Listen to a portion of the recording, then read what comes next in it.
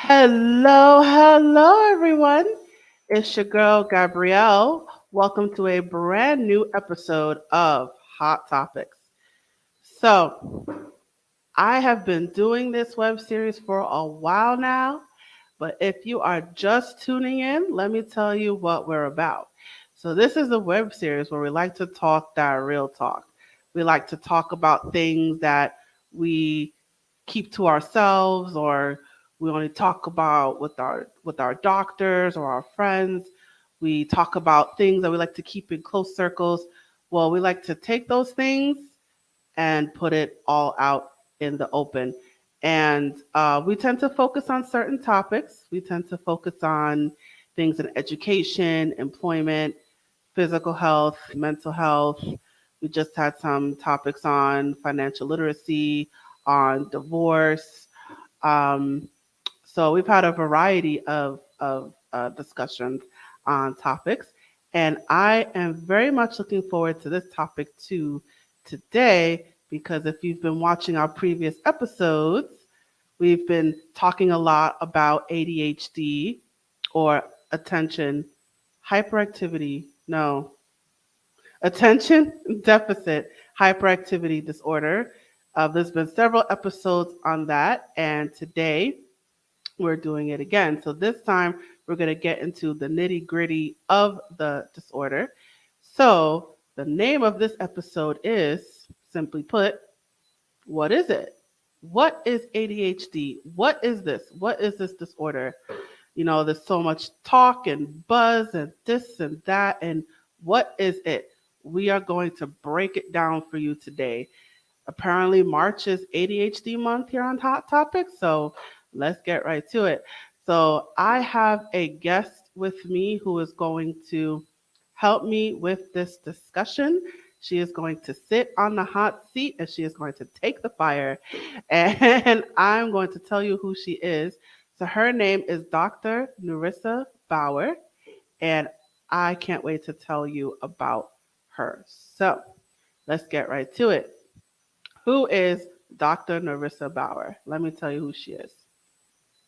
So, Dr. Nerissa Bauer is a behavioral pediatrician and entrepreneur in Carmel, Indiana.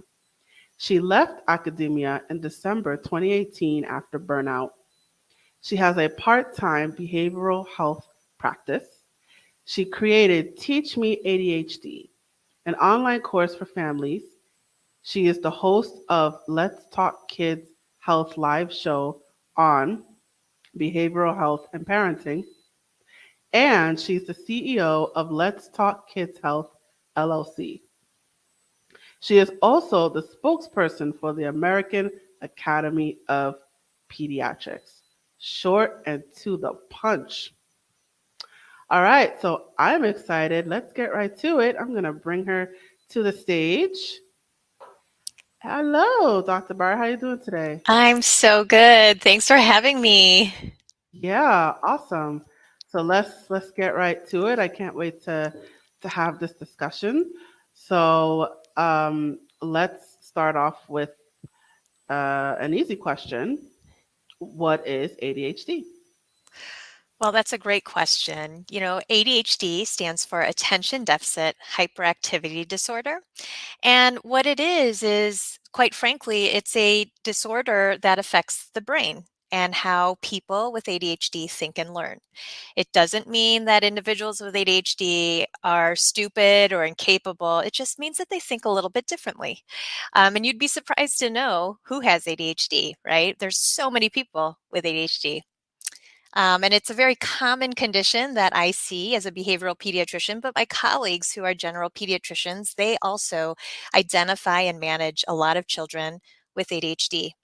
It's estimated about 6.1 million kids have ever been diagnosed with ADHD. That's between the ages of, 2 to 17 years of age.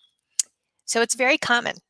And I'm here to talk about it so that way we can understand what ADHD is and what it isn't and what you can do about it.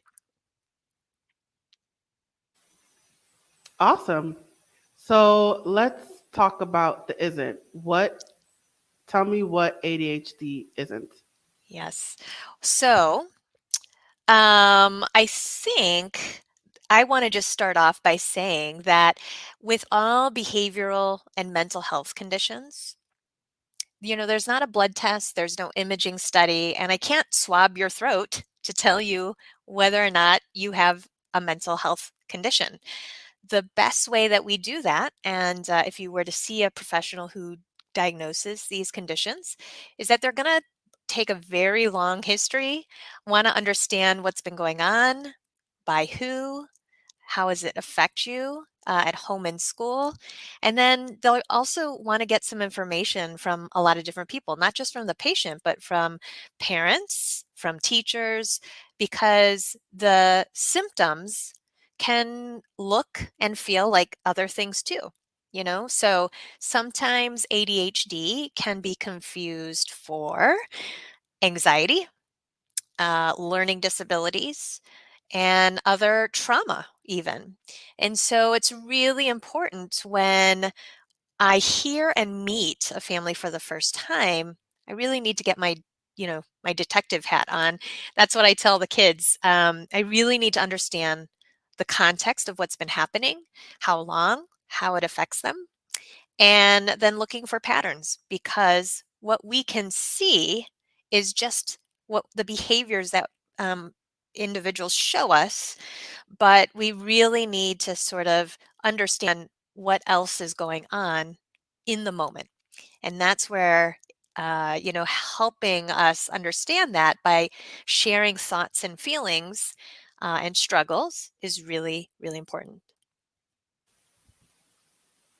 So let's break that down. Hmm. So in order to, I know it's difficult with children, but in order to diagnose a child with ADHD, what kind of things would you look for as a Yeah. doctor? Yes. That's a great question. So, for one, we're going to be looking for a certain set of symptoms that are present.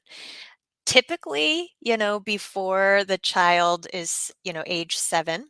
And we need to know different contexts as well. So it can't just be happening in the home. It also has to happen in at least one other environment, such as school, because that's where kids spend a lot of their times. If it's not at home, it's also at school. The reason is because we want to make sure what the parents are describing is not simply put a parenting issue, right? I mean, sometimes it can be a parent-child interaction thing, but we want to see if there are symptoms that are happening not just at home, not just with one person, but across the board with other adults, other people, and in across settings. So some of the things that are typical are a child can't sit still, they can't focus, they're always on the go, they might be climbing, they also make careless mistakes, they look like they're daydreaming. They often can't complete multiple step commands just because they sort of remember one thing or the last thing, but nothing in between. There are other things such as, they are constantly losing things. If they don't have a system and things get lost, or they get, homework is done but isn't brought back to school.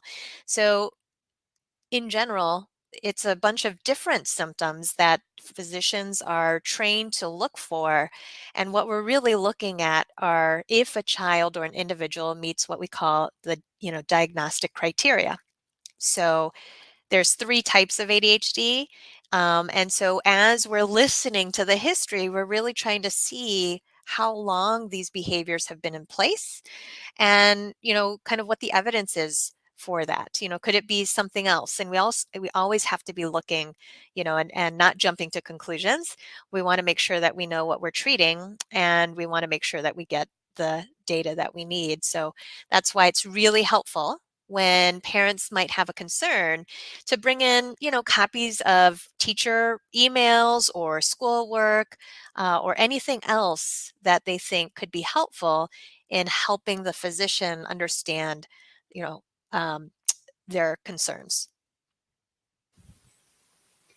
So, so I'm wondering now, what about teachers? Um, I know teachers aren't diagnosticians, um, but they can suspect, right?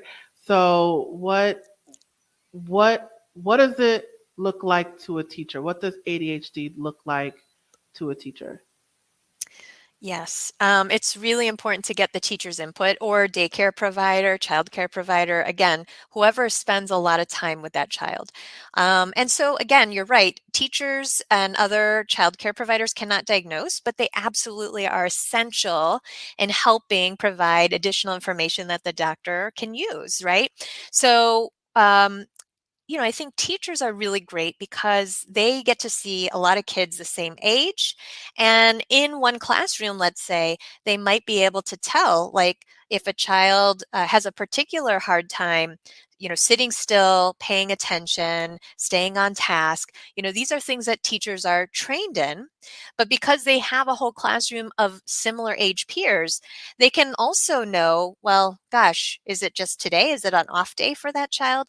Or is it just always happening, which is going to be important because if it happens more than once or twice and it's kind of just this overall pattern, where a teacher has to intervene all the time and give lots of reminders or remind them to sit down or, tap them on the shoulder to tell them to stop talking, all of these different things, these observations are so helpful for the pediatrician. So, what's the first step? If someone wants to have their child evaluated, what's the first step? Mhm. First step is to always consider talking to your child's pediatrician. And, sometimes some parents come to the pediatrician first with, saying, oh, well, my child's daycare provider or teacher mentioned this to me and I'm not sure, but was told to, bring it up to you so we can chat about it, right? So sometimes some parents aren't sure and that's perfectly okay to bring up to your child's doctor, because we don't necessarily expect you to know, and that's why we want to partner with you to understand what's happening. So, I always like to encourage families that if you have any concern about what you're seeing at home or what you're hearing about happening at school or at daycare, to always talk to your child's pediatrician. I think the pandemic has really highlighted the fact that, kids who think and learn differently had a harder time. Especially with remote learning, not getting in-person instruction, and parents for the first time got a front row seat to seeing how their children are learning or not learning at school. And they became, they appreciated really what role the teachers have because it's hard. And so anything that you see that's different from baseline, because I'm here to tell you, parents, that you are your child's expert, right? You live with them 24/7. You've known them all their lives. And if you're seeing any issues, a change in behavior, it's really important to discuss this with your child's pediatrician because it can be a flag for something like ADHD or something else. So, let's talk about that in terms of things that. Well, before we get into that, Mhm. I know it's different.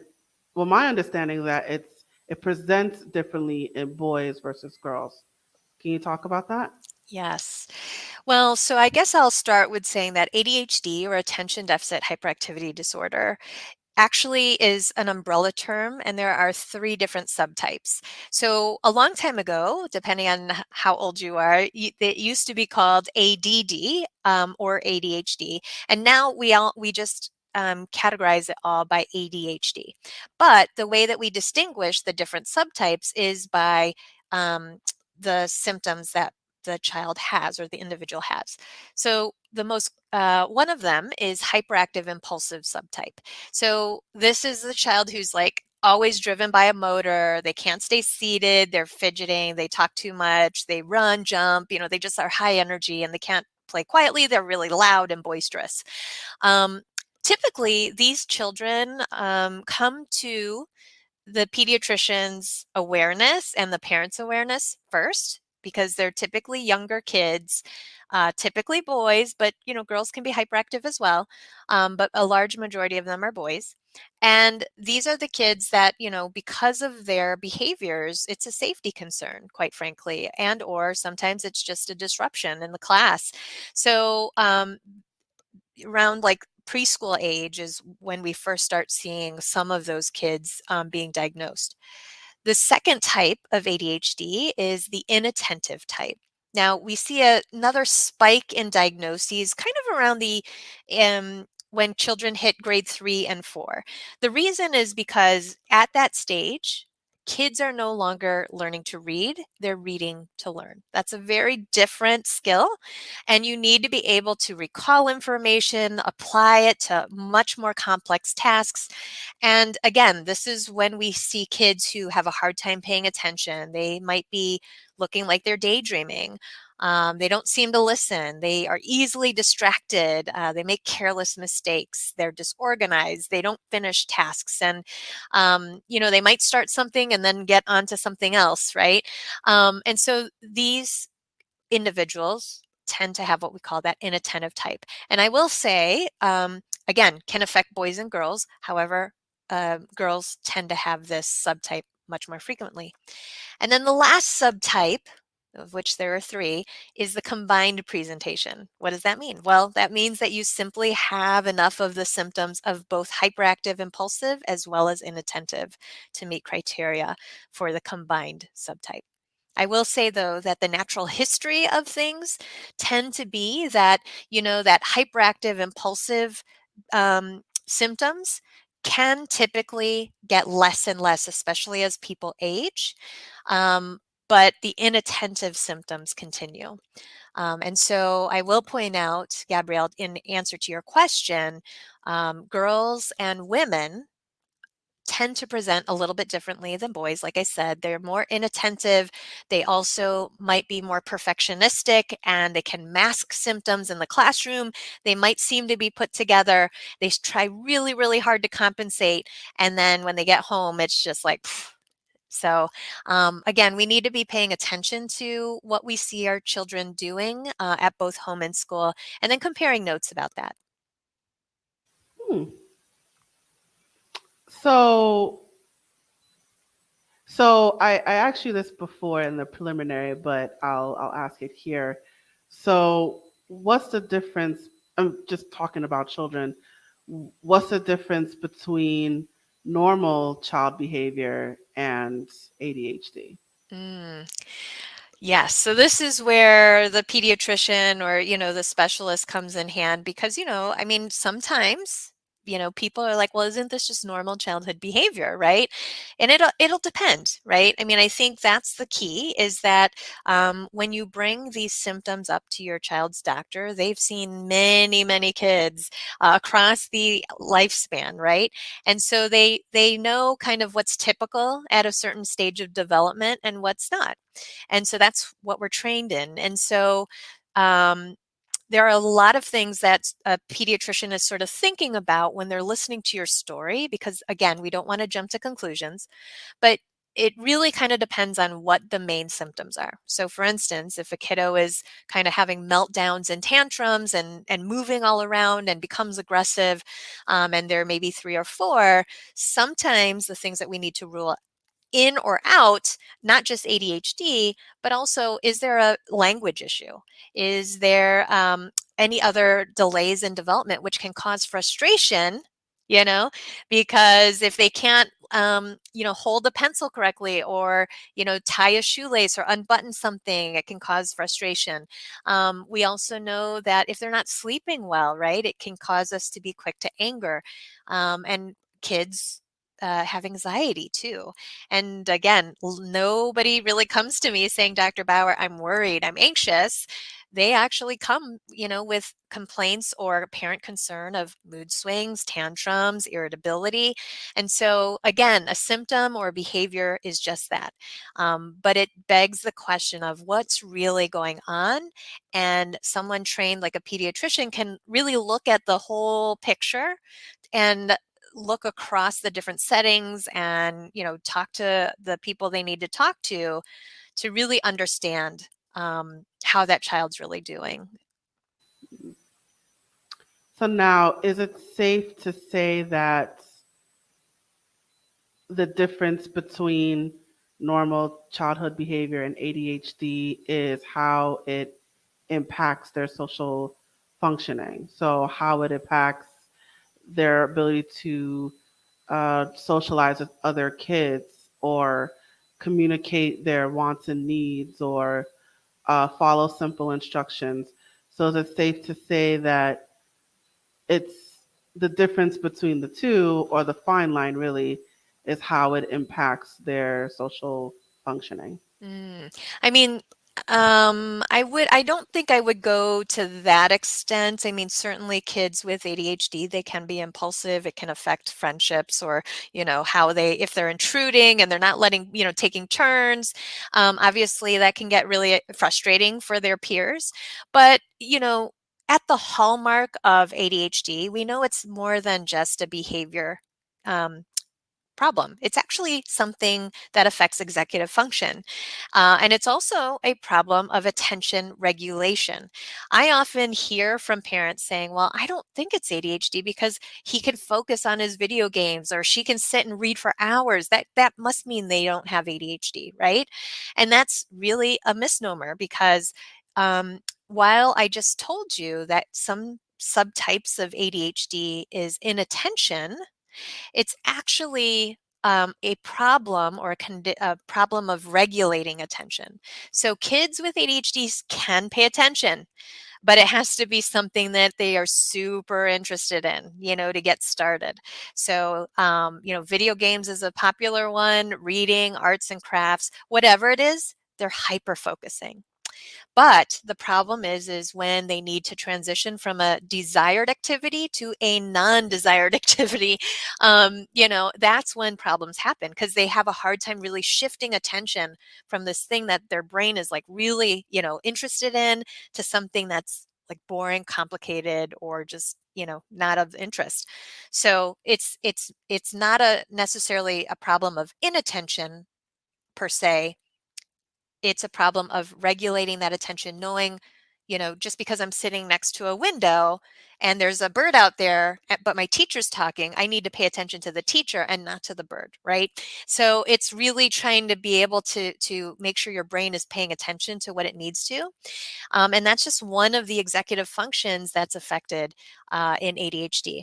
And executive functions are a set of mental skills that help you navigate through life. It includes being able to manage time, prioritizing, organizing, sustaining, and shifting attention, managing your emotions, being able to sort of step back and monitor your like that you're working towards a goal.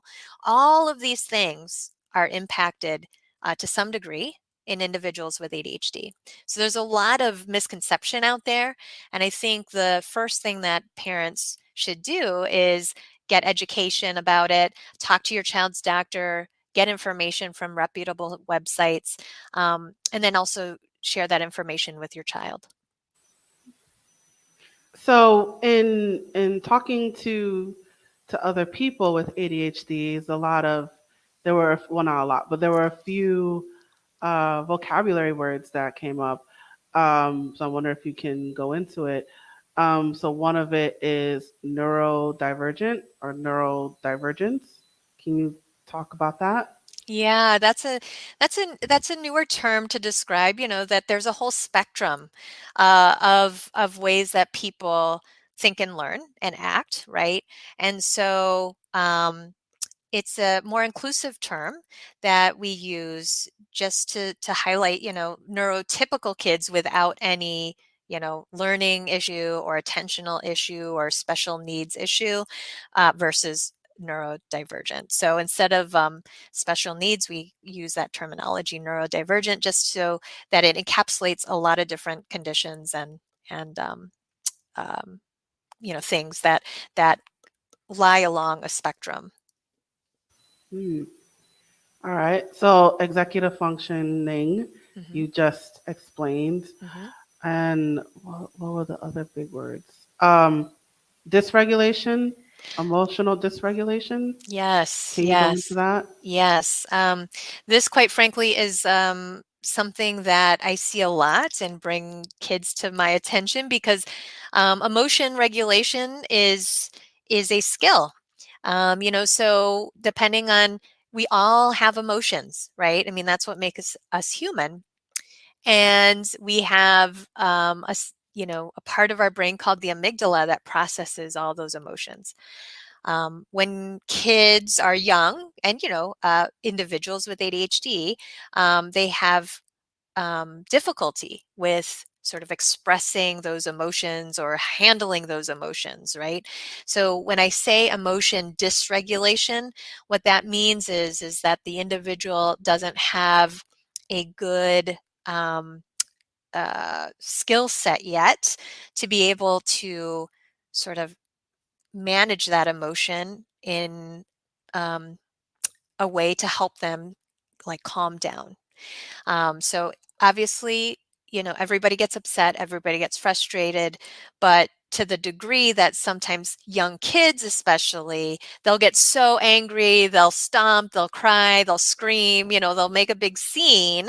That's what we say when a child is dysregulated, right? They're not calm. You can't reason with them in the moment. They're not listening. They're sort of just, their amygdala or their brain is hijacked, you know? Um, but really what we want everybody to do and to learn is to be able to like feel that emotion, but be able to then, know the strategies to get calm again and to settle.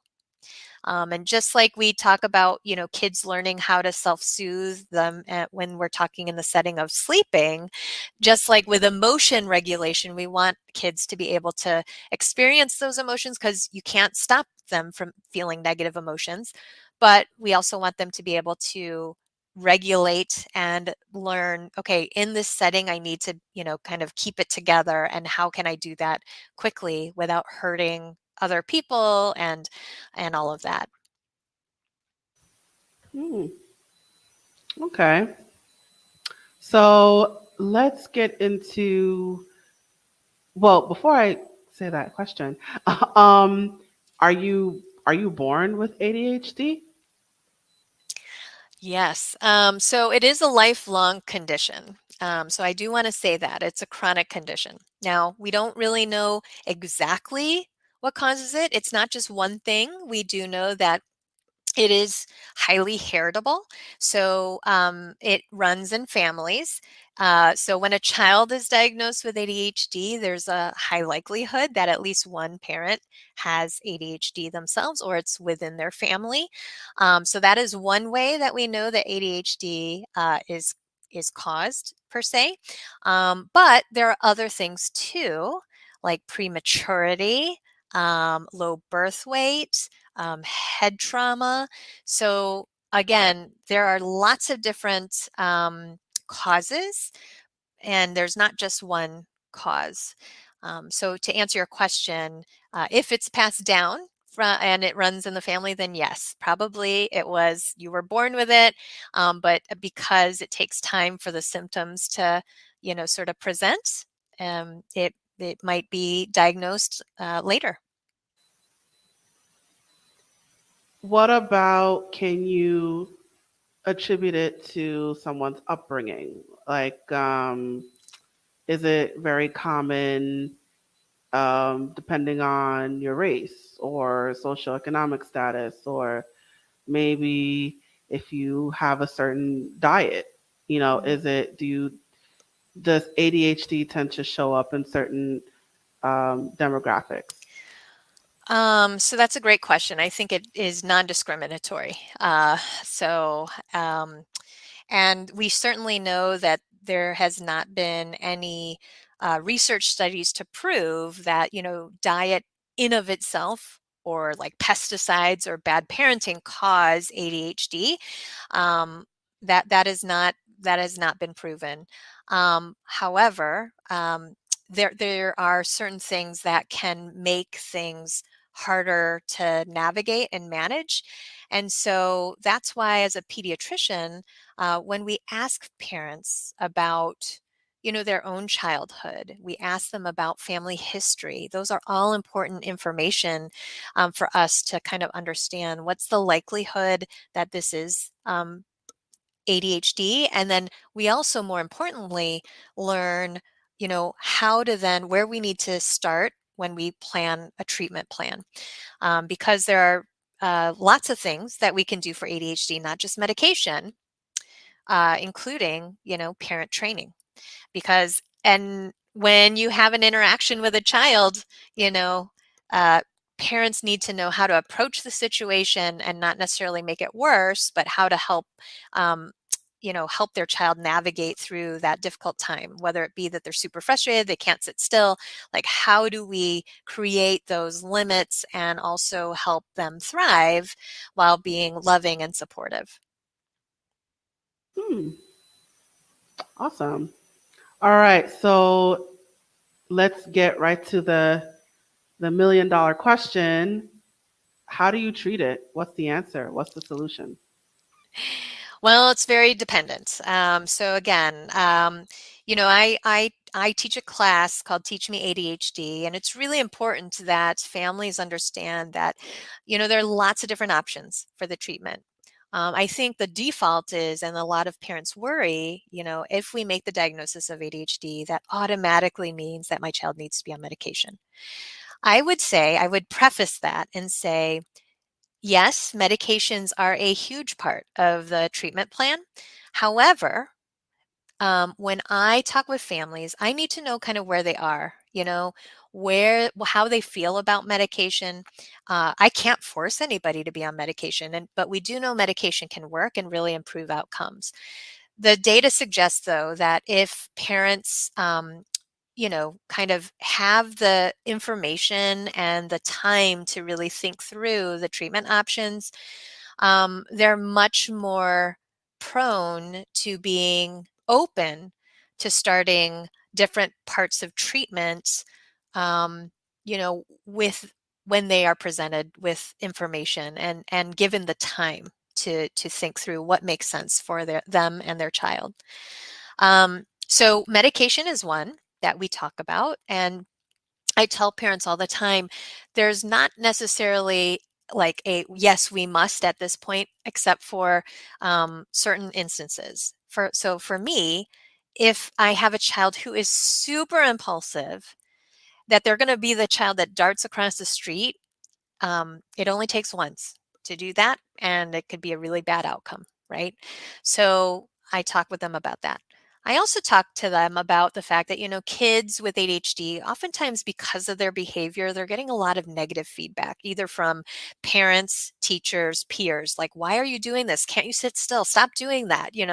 They're hearing a lot of this. And oftentimes, kids with ADHD start to believe that they're bad or they're dumb or they're just not good enough. And that's not the case. It's just that their brain is having a little bit of a harder time, right?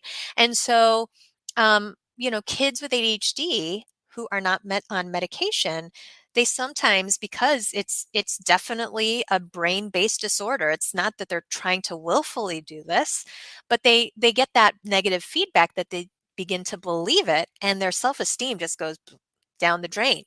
And so, um, I try to talk to families about what medications can do. It can decrease the severity and the frequency of the core symptoms of ADHD. We know this when we find the right medication. That's the caveat. But it's not a magic pill. Okay. And I always tell the kids this too. I mean, it can certainly make things easier, but they've still got to do the work.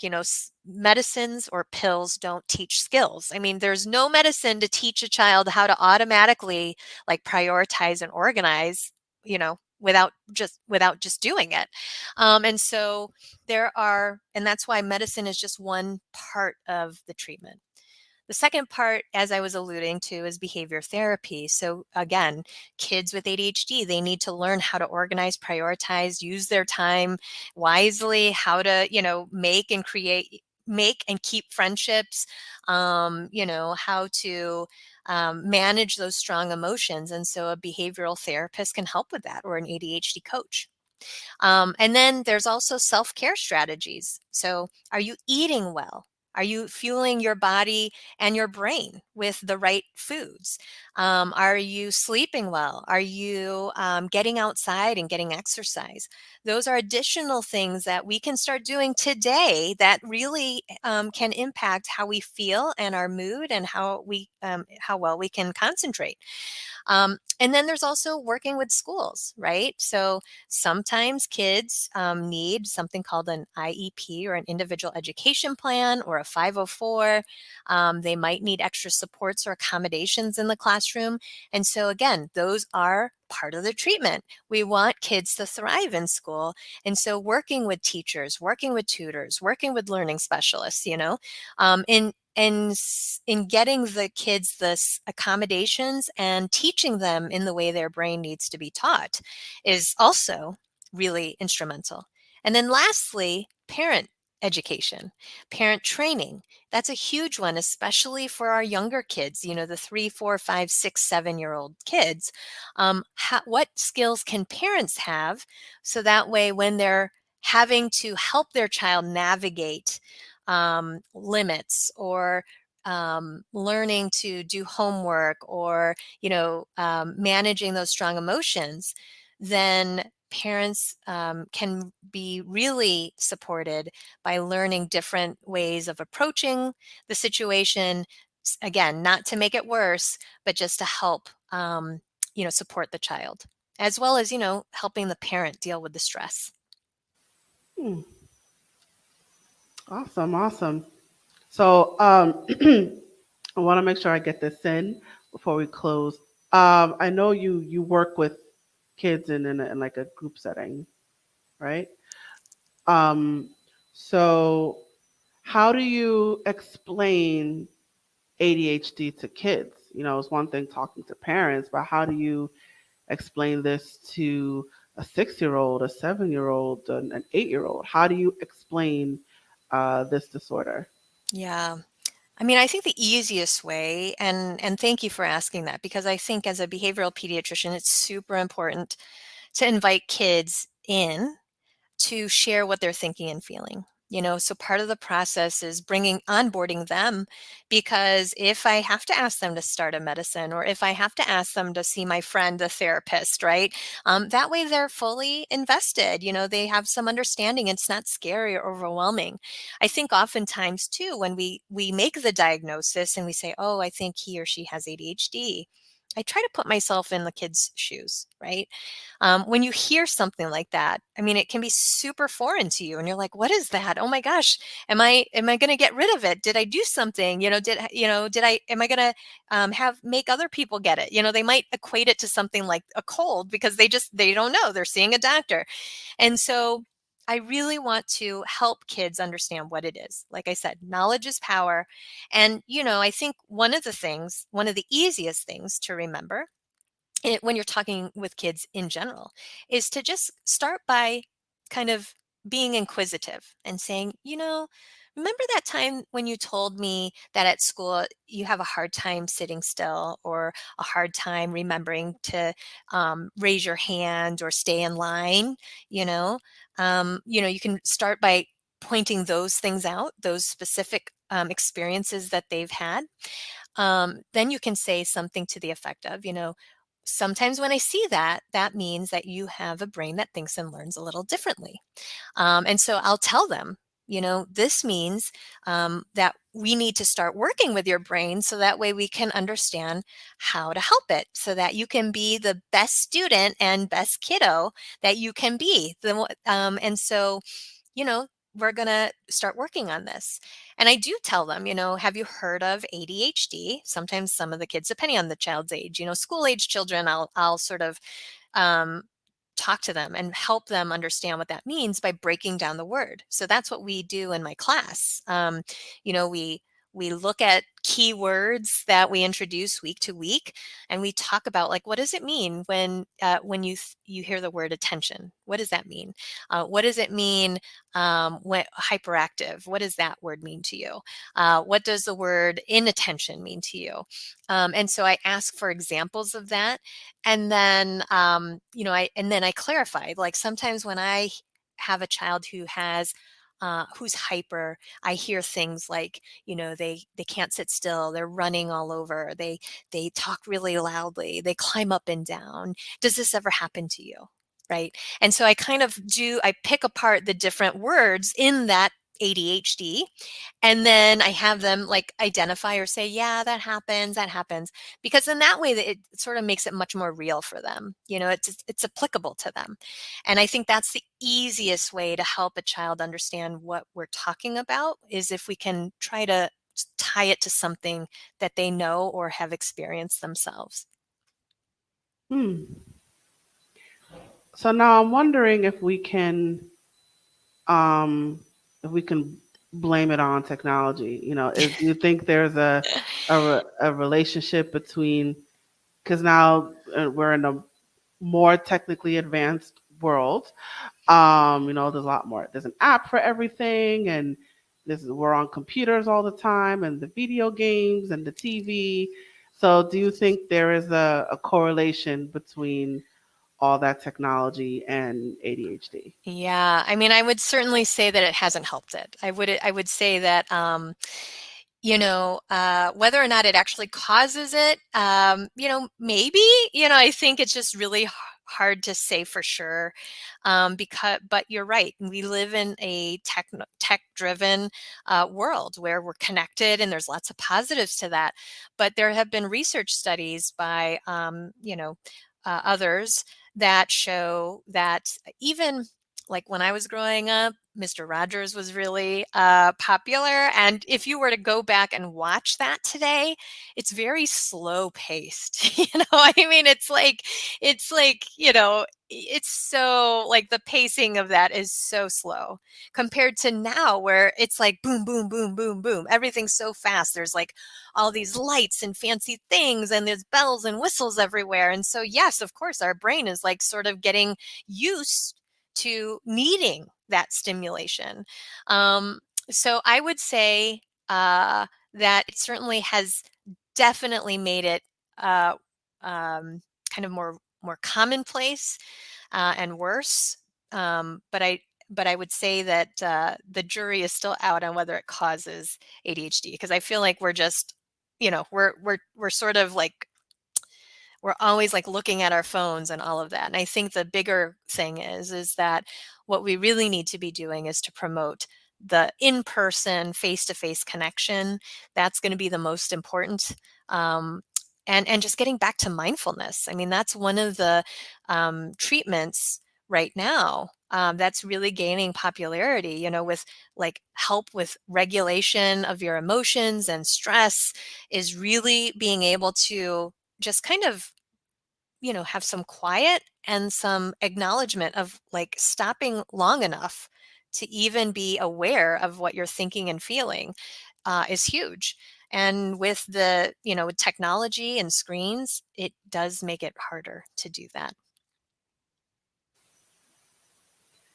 So, do you think that there hope for someone with ADHD? Absolutely.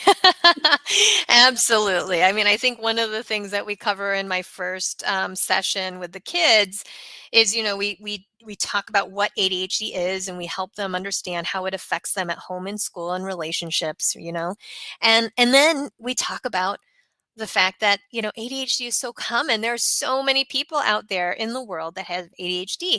We even pull up some of the famous people that have ADHD. I want them to know that even though they have ADHD, it's not necessarily a disability. It's a unique ability, and it's learning how to use your brain and work with it and to celebrate it. I mean, that's what makes us all unique individuals. And, just because someone has ADHD, it doesn't mean that they can't dream big and reach their goals. It's just that we need to empower these kids to know that they can do what they want to do. They just need to learn some skills and strategies that really play to their strengths, as well as supports them so that they can keep moving forward. All right. All right, so we are starting to wind down. So, do you have any words of wisdom that you'd like to share? Any final words of of advice that you'd like to share with our viewers? Yeah. I mean, I think the biggest thing is a couple. So if you're concerned about how your child is thinking and learning, please do not hesitate to talk to your child's doctor about your concerns. In fact, there's a great tool that I'm going to share with you. It's on the understood.org website. It's called Take Note, and Note stands for notice, observe, talk, and engage. And I think it's a really useful tool. It's available in English and Spanish. And on the website, it has additional resources for each of those 4 steps. So that way, parents can really sort of take all the observations, their thoughts, their concerns, worries that they're hearing from the teacher, from that for themselves, and even from their child, and put it together in a way that makes sense. So that way, when it's time to talk to your child's doctor, you can do it. Because again, that story is going to be the most important thing that starts the conversation, right?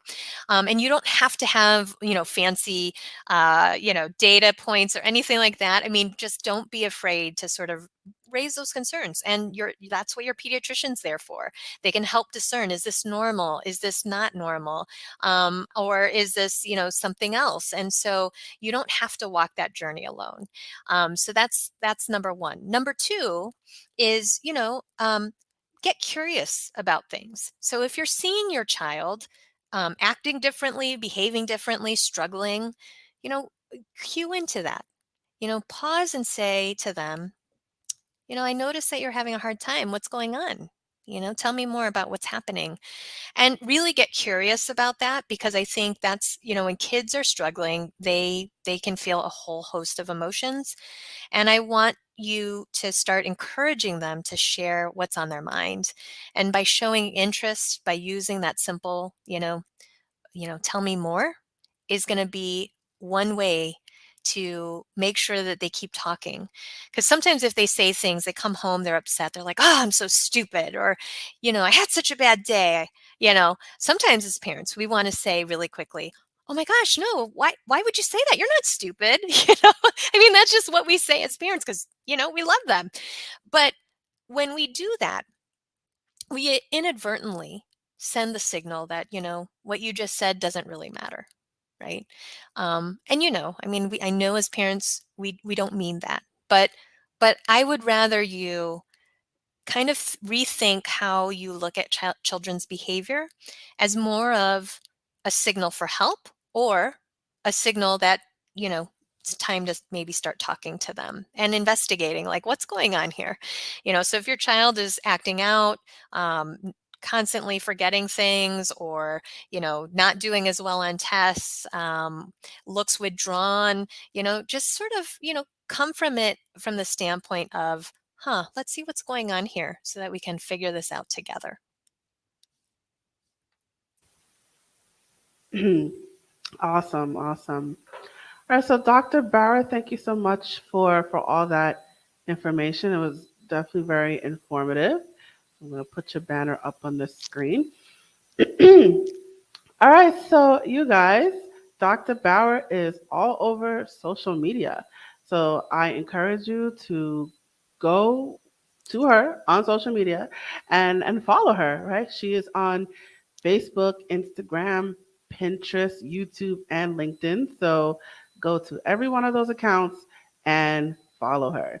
And if you would like to learn more about her services, you can visit her on the interwebs at www.letstalkkidshealth.org. Dr. Bauer, can you tell us about your business a little bit? Sure. Thanks for that. So, when I used to teach parent training programs, we would teach parents about the let's command, especially for kids of toddlers. We always promote like not using that unless you mean you are going to get up and help them, so let's pick up the toys. But, my platform is all about ensuring that everybody talks about these things, pediatric behavior and mental health. So Let's Talk Kids Health is all about inviting kids and parents to talk together, families and doctors to talk together, educators and doctors and families, and everybody in between who's interested in learning more about child behavior and parenting issues. So some of the things that I offer, if you go to my website, I do have some free downloads there. So how to start talking to your kids about ADHD. That's my download right there on the website. You'll see that right away. So if your child was recently diagnosed with ADHD and you're wondering how to even start the conversation with them, make sure you head to that download and get it. Because I've taken what I teach in the first training mission meeting of my course, I've taken some of those concepts and made it into a downloadable workbook. The other thing is that, as you mentioned, I do have a weekly show where I bring topics and guests around behavioral health and parenting on my YouTube channel and my Facebook page every week, because I believe that when families have access to evidence-based, important information that's grounded in science, it's helpful. And so, again, that platform is meant to have people ask questions live and get their information that they need. I also have a free parenting book club, which I started doing in lieu of in-person parent training groups.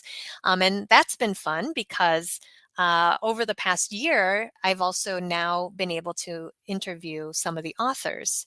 So that's always a lot of fun. And then lastly, I have a digital course called Teach Me ADHD, which is a course for kids and parents to take together. It's the only class that I know of where kids with ADHD, recommended ages are 8 to 12, take with their parents. It is on Zoom with a group of other families, so that way kids can really see other kids just like them. And then parents see how their child is and they work together. It's a detective theme. You heard me reference training mission meetings. We become detectives. Parents and kids take on junior and senior detective names. They get a supply box. They get instructions from headquarters every week of family missions to work on. They have to take pictures of evidence and send it back into headquarters for feedback. But it's really meant to help parents and children learn all about what ADHD is, connect, communicate, collaborate with each other while, practicing important skills so that they can work with their ADHD brains and thrive, but also rediscover fun. Awesome. All of that sounds wonderful. And I encourage all of you to check all that out. So all of that information is provided on her website, which is scrolling below at the bottom of the screen. And again, you can check her out on Facebook. All of her social media is scrolling below. And for those of you watching this on YouTube, it will also be provided in the description. All right. So, Dr. Bauer, thank you so much for joining me today. It was my pleasure. Thank you, Gabrielle. It was so fun to talk to you. Awesome. All right. I'm going to place you backstage now. And it is just you and me, guys. All right. So, let me get up my banner. There's my banner. All right. And we have reached the conclusion of our episode. Thank you so much for joining us today. So, wherever you are watching this episode right now, whether that is Facebook, Twitter, YouTube, maybe Instagram, please um, check out the feed for more videos and clips, and don't forget to follow us. Follow, like, subscribe, whatever the button is, press that button. Press it now. So definitely check us out on social media and follow us there on all of our platforms. And while you're at it, let us know what you thought about this episode by leaving a comment in the comment section below or in the comment thread. And as a reminder, this production is, excuse me, this web series is a production of A Step Ahead Tutoring Services. So if you would like to learn more about our company, our services, our workshops, all the things that we have to offer, our contact information is scrolling below at the bottom of your screen. But I will say our website, it is www.astepaheadtutoringservices.com. And I also encourage you to sign up for our email list and texting list. You will get exclusive access to our discounts, our special promotions, and our special events. You will get access to that before anybody else. So I encourage you to sign up for our email list and our texting list. Those links are also scrolling below. And of course, all of this information will be provided to you in the description for those of you watching this on YouTube. And I am just going to share this final message before we officially close. Hey there, have you heard of us? We're a small team of tutors here at A Step Ahead Tutoring Services. We believe that education and information should be accessible to everyone, regardless of income, race, or creed. We're dedicated to making this happen, but we need your help. Please consider making a donation to our company. No amount is too small. Your donation will allow us tutors to remain employed, offer free and low-cost services, put on productions like this web series, and reach out to families nationwide. With your help, we can tackle the academic challenges of our students and the emotional, mental, and behavioral changes that result from these challenges. As a bonus, we can improve our communities in the process. Support us today. Note: we're a for-profit company. We're not a charity. Your donation may not be tax deductible. Please consult a tax professional.